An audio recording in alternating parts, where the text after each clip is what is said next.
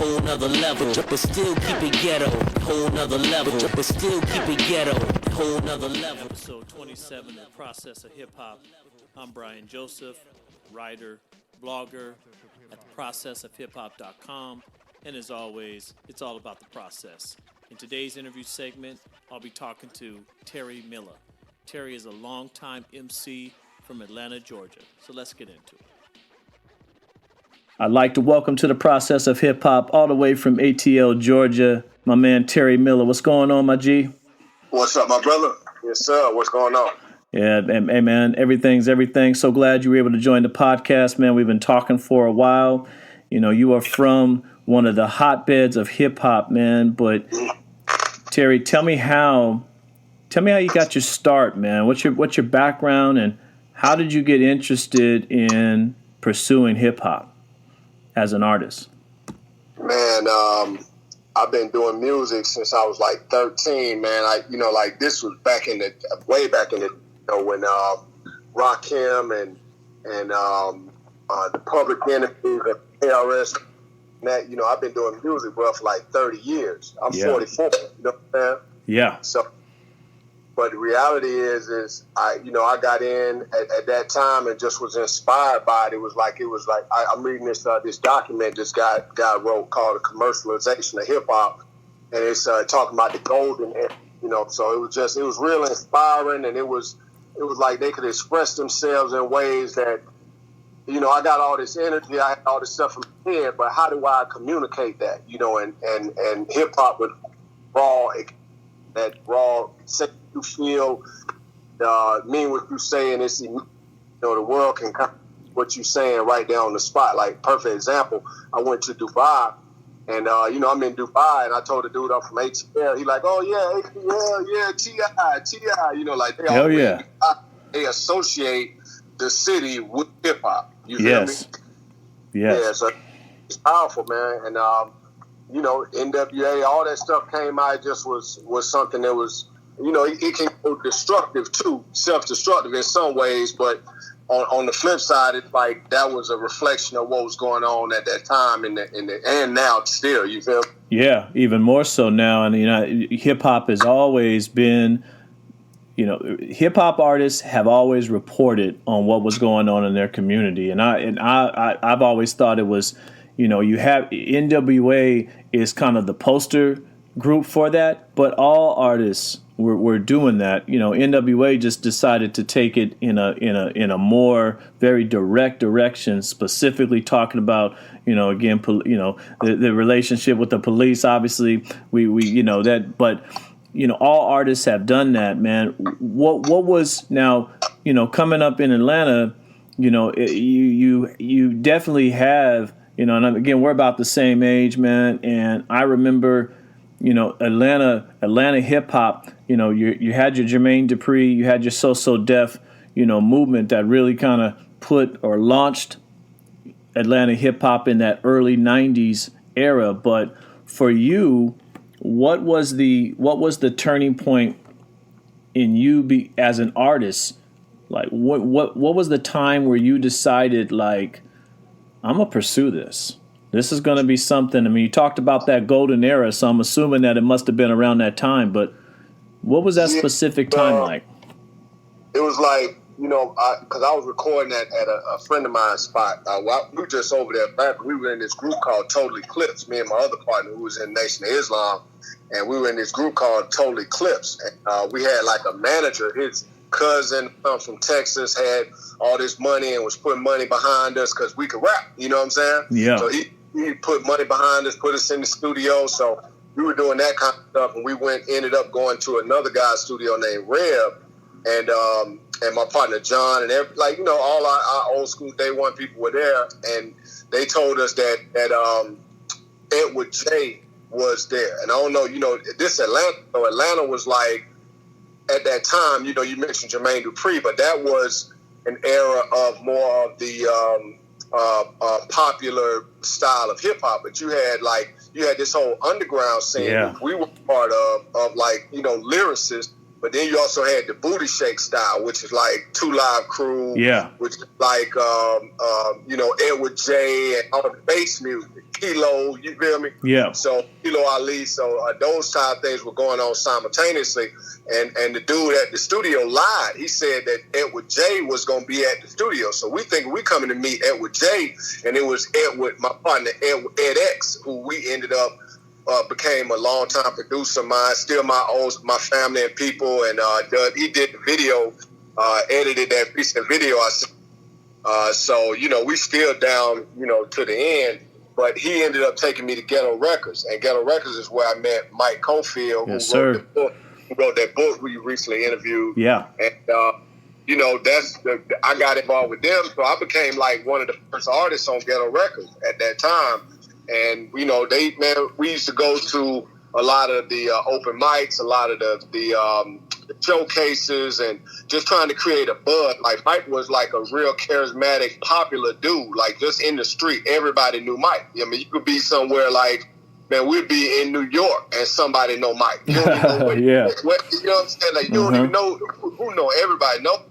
So he was real popular. He made us real popular through Ghetto Records, and we did a lot of shows, and we'd be like 200-300 deep somewhere at an event.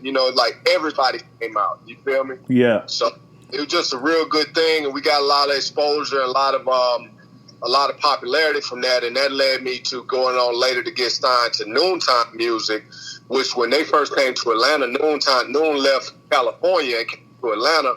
Noon put Polo the Don and Jazzy Faye and some other artists out. I think he got something to do with some new modern artists now. But, he had a presence after us, because me and Born was signed to him, Borny Mackey, who I still work with in different ways on different projects. But, all that, man, everything leads to everything else. And, even though it didn't work out with Noon because we've had creative differences, he went on to do his thing. I went on to do my thing. I later on and got a management deal with Spaz Entertainment in New York, who got he had a lot of relationships, and he sent my music to Source. I was unsigned hype in the Source magazine. I went on tour with N1 Basketball, and I had some significant successes throughout my career. You know what I'm saying? Like, I got placements on TV shows and movie, video game, and different things that have happened over that time that have kind of led me to where I am now, which is independent, and which is led me to produce too. I'm a producer, I engineer most of my work, as well as write it, record it, master, and then put it out too with a label too, 100 Trees Entertainment. And big shout out to my man Mike Cofield, man. You said something interesting as far as you were working with a group of people that kind of had a common vision and a common purpose, when you were with Ghetto Records. Now, when you transitioned over to Noontime, were you still with your group, or had you become a solo artist at that point?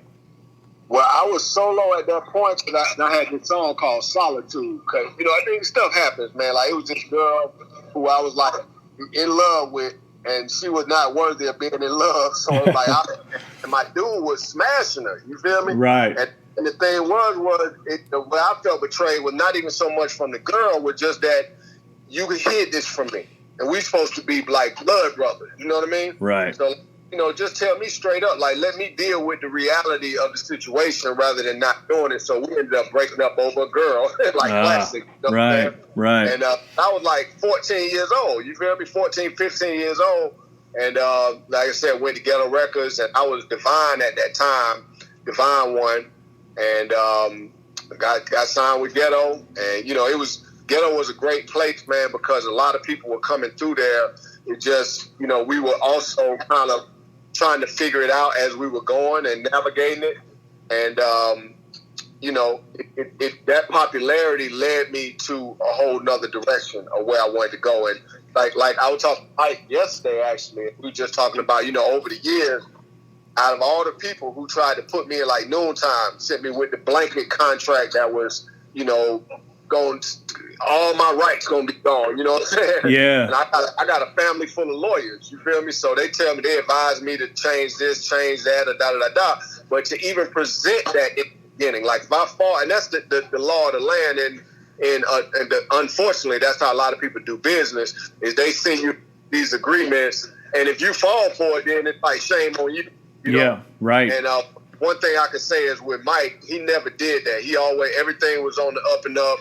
It was always a relationship, like, you know, trying to put our best interest as well as his best interest into the mix, and not just have me, you know, you fail for it, you suck your life away, you know? Right. Yeah. And that's rare. You know, Mike and I had even talked about the difference, you know, how certain artists want to be, they want to be more famous than they want to be rich. And that kind of, you know, your point reminds me of that. If I'm an artist and I'm a new artist and I sign a contract just blindly and I don't look at the small print or I don't look at the language, I very well could be famous, but I'm not going to be taken care of from a monetary standpoint, from a financial standpoint. You know, that's why you see so many hip hop artists that are famous but are not rich. You know, they might even be bankrupt. So, so at when you were on Noontime, tell me about, man, what were the differences between being solo versus part of a group? Like from a process standpoint and development, you know, developing your music. What are the differences between being a part of a group and being solo? Well, I mean, I think it's a plus minus to either way. Like everything, you know, but working with the group was good because you get to be like, I can't think of everything, and neither can you, and neither can anybody. So if somebody else is thinking of the idea, they may have a concept, be like, damn, okay, they'll flip it in a way that I wouldn't see. Right. And we can kind of bounce ideas off each other. And then it's also like kind of like the Outcast effect. Like you have like, you know, you got a 3000 who's this like eccentric lyrical dude. Yeah. And then you big boy. Mm-hmm. More like the street lyrical dude, but he's also, you know, hood and more. He got a different component or a different side to him, and it's like a nice balance. Yeah. So you don't like, you can like one or not the other. You can be waiting on one person to come, and the same with any group, you know. So as far as with me, but doing solo, I can express my total vision. I can like say my whole, this is what exactly how I want it to be. You know what I mean? Right. And put everything out, and you know, I think it's a challenge too on a solo side a lot of times, because you have to get somebody who's a part of that, who wants to help grow your entity, rather than us 5 people and it's already a move. You know what I mean? Or us 2 people and we already got a team. It's like you got to build your team on the solo side. Well, and what's so interesting is you have a lot of groups, and you inevitably have an artist that decides, well, I'm going to go off on my own. And it doesn't always work. I always find it, you know, fascinating. You have groups that have been very successful, you know, and I think of like a Brand Nubian or even a Tribe Called Quest, you know, even Goody Mob, you know, shout out to them. You know, it's like, and then individual artists can, you know, splinter off and say, okay, I'm going to do my own thing. And then it's like, man, it's not as good. You know, like everybody's not meant to be a solo artist. Some guys are better part of a group. And I know that that's sometimes not what artists want to hear, but it is that, you know, you talked about the ability to play off one another. And I mean, yeah, Andre 3000 and Big Boy probably do that better than anyone. You know, they're arguably the best duo ever in hip hop, you know, where you have those different styles, but everybody can't do a solo career and be successful. Just everybody's not built for that. So I think it's really interesting that you say that, and you have the experience now. One of the things that you had said earlier, man, is you know, So Def for people that weren't from Atlanta, So Def, and then later on Outkast were like your visions of what Atlanta hip hop was about. But you know, you had obviously that production team, Organized Confusion, that was just elite. You know, they were exceptional, and they were kind of involved in that underground scene. But the Atlanta underground scene had been going on, from what you're saying, for several years prior to some of these commercial acts being discovered. Who were some of the producers, man, in that early era that you can remember that were kind of changing the game and kind of establishing a standard of excellence, so to speak, for Atlanta hip hop? It was a lot of artists and a lot of producers that like we work with and that I've kind of just seen over the years that did stuff. Like you speak of Organized Noise, they definitely did their thing. But you had cats like I said, like Born Immaculate, who did a lot of stuff with, even like some of the bass artists, some of the other artists who were rapping, but not necessarily like they were part of. When I say hip hop, I'm talking about more, lyrical people who are doing it from that, like to separate hip hop and rap. But then from another perspective, you have, which is like the whole culture. Yeah, you know what I'm saying? All of it, and from that perspective, man, Butter was producing for what's these guys' name? It'll come to me in a minute. Their name will come to me in a minute. But a lot of groups, man, were out and were doing their thing and were promoting and doing a lot of stuff. You don't have a lot of mainstream successes on a national scale like that have done a lot of things because some of the music regional, like it can go in, if it wants to become popular, but what's the name, Raheem the Dream and the Kilo Ali and the that whole wave of that. Even Sade was doing stuff. He was from New York. He was down here in Atlanta. He was with his thing. And, it just, Atlanta's always been like splintered up. It's always been the and even now, like with the trap wave of what's going on, you have that going on, but then you still got the underground lyric cats who are like the FMC Star. She's from Atlanta and she's, doing a lot of stuff, but she's great lyric. She's not with the, what I'm saying? Yeah. Not trying to do, and it ain't a party. It's like bars. That's all she's giving you, Mm-hmm.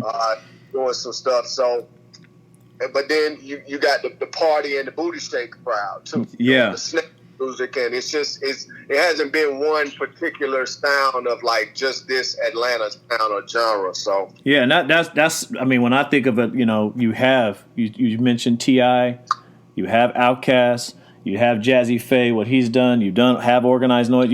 Just like any other region, you have a wide variety of artists that encompass the Atlanta sound. It's not one particular, but sometimes whoever's the most popular artist, people automatically assume that everybody from Atlanta has to sound that way, and they don't. You have to sound like that. And they don't sound that way. So what are you working on? I mean, I've obviously had a chance to listen to your music, man, but for those that haven't had an opportunity, man, what are you currently working on? Tell me about that. Well, I have a project now that's done called Prince and Peasant Clothes, and this is an album that it's really following up my 2015-16 release, I Can, I Will, I Must. And I was supposed to release in 2019, and I didn't end up releasing it. And then the goal is still this year, but during this time, I've been kind of revamping and changing some things. Man, I got so much stuff that I've been doing. I started learning the piano because you make beats, you start playing the keyboard. Yes. And now I'm like in love with the piano. So I actually bought a piano and I have a keyboards and I'm playing the piano. So I have an acoustic piano project coming out called 10,000 Days.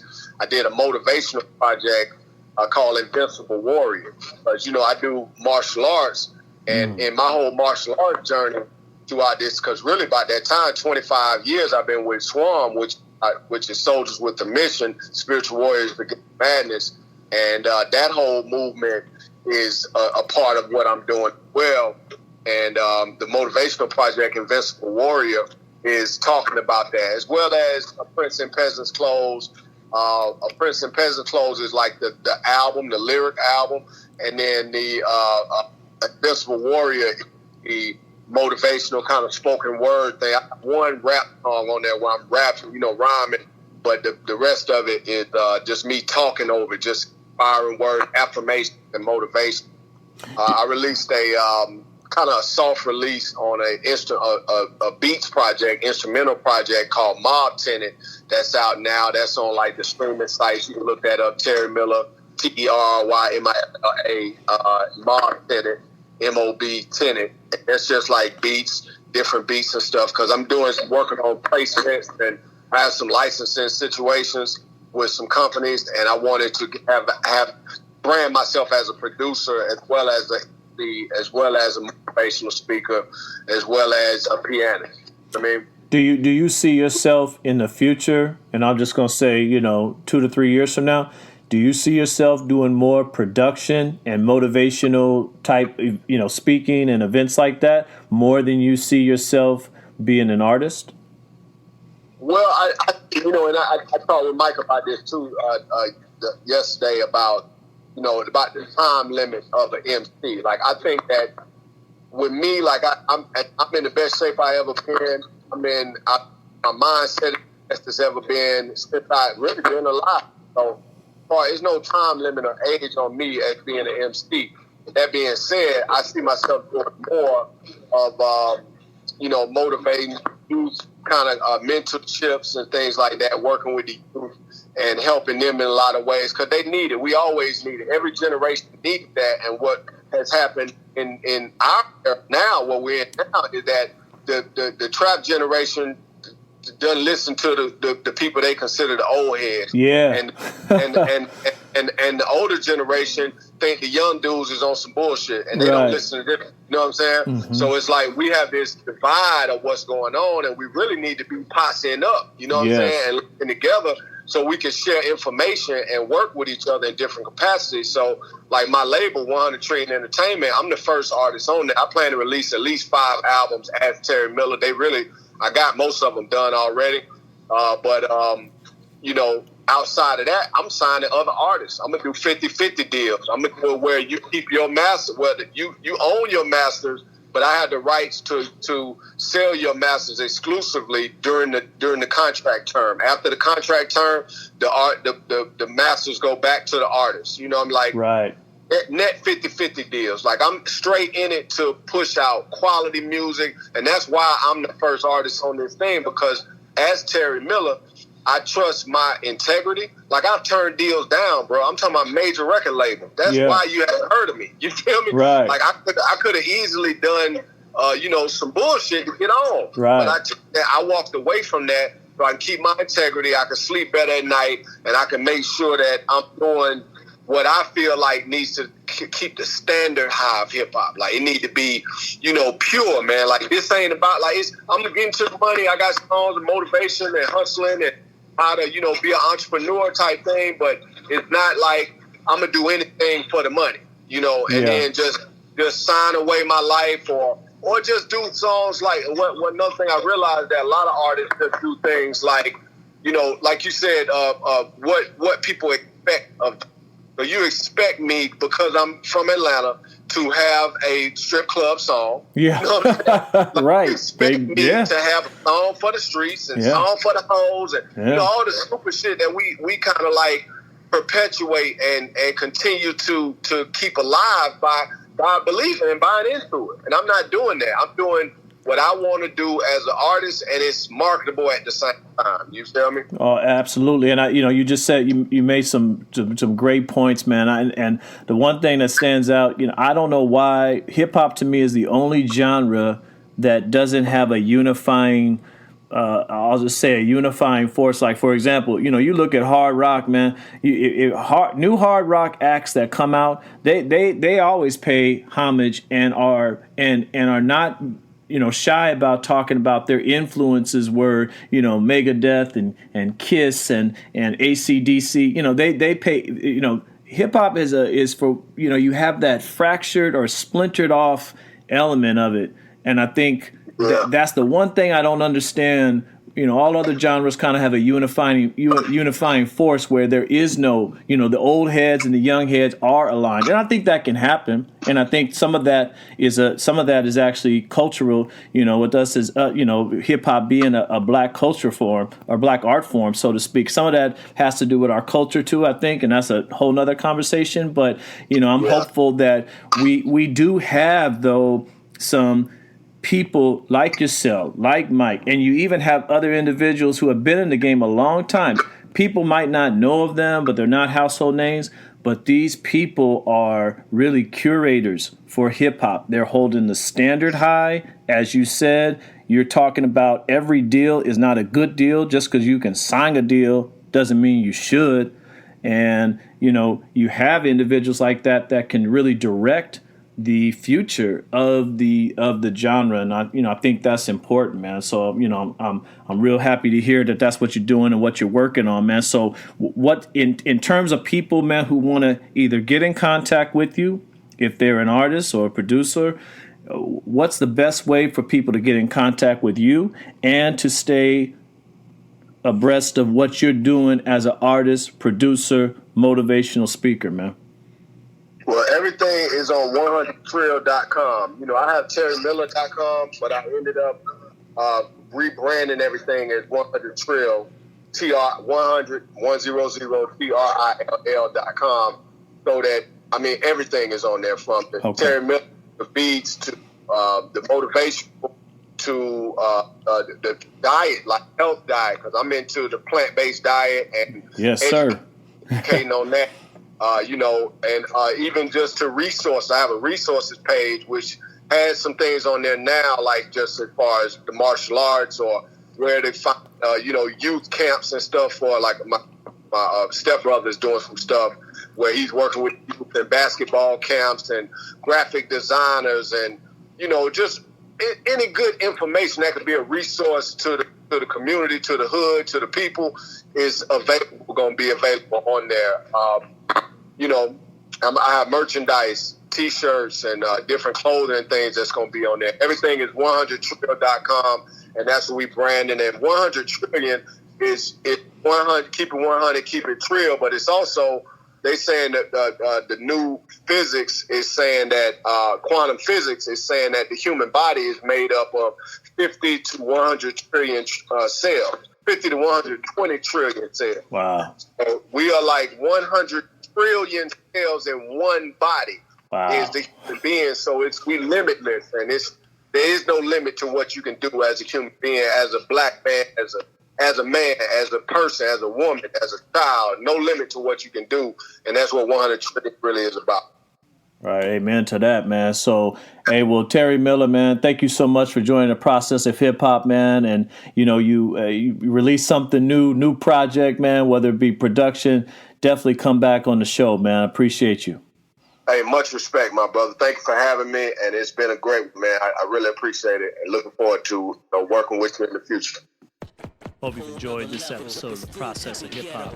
Join us next week for our next episode. The Process of Hip Hop is produced and edited by me, Brian Joseph. Executive produced by Dale Harewood. Music produced by DJ Big Mike of Realside Records at realsiderecords.com.